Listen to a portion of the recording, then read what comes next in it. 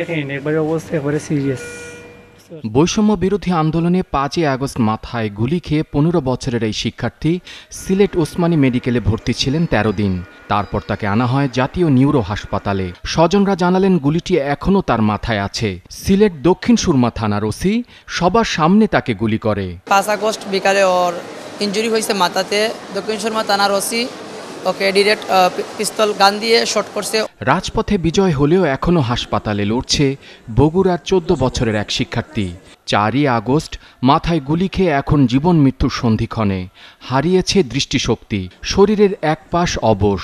সন্তানের এই অবস্থায় দিশেহারা মা। মানে চোখে গুলি লেগেছে, চোখে যে মাথা ব্রেন দুই চোখই নষ্ট হয়ে গেছে। ওর এখন আইসিইউতে আছে, আর এইচডিতে আছে, লাইফ সাপোর্টার আছে। গেল 1 মাসে মাথায় গুলি খাওয়া শতাধিক শিক্ষার্থী এই হাসপাতালে চিকিৎসা নিচ্ছেন। এখনো আশঙ্কামুক্ত না, এখনো লাইফ সাপোর্টেই আছে। তো ওনারা বলছে আমরা আমাদের বেস্ট ট্রাই করতেছে। প্যারালাইসিস তো সম্পূর্ণই হয়ে গেছে, বাট তার লাইফটা নিয়ে এখন অনেক ভয়। কর্তৃপক্ষের হিসেব অনুযায়ী 15ই জুলাই থেকে 12ই আগস্ট পর্যন্ত জাতীয় নিউরো সায়েন্স হাসপাতালে সংঘাতে আহত 421 জন চিকিৎসা নিয়েছেন। ভর্তি করা হয়েছে 135 জনকে। মৃত্যু হয়েছে 29 জনের। যারা ভর্তি হয়েছেন তাদের সবার মাথায় গুলিবিদ্ধ। চিকিৎসকরা বলছেন এই মুহূর্তে সবচেয়ে বড় চ্যালেঞ্জ এসব রোগীদের দীর্ঘমেয়াদী চিকিৎসা।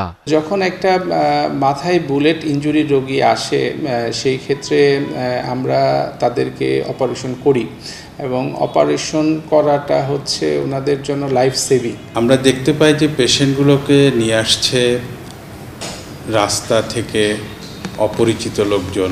পেশেন্টগুলোর আসলে চিকিৎসা ব্যবস্থা সম্পূর্ণ ফ্রি করা খুব প্রয়োজন, কারণ এনাদের সাথে এনাদের আত্মীয় স্বজন বা অ্যাটেন্ডেন্ট বেশিরভাগ ক্ষেত্রে অনুপস্থিত ছিলেন।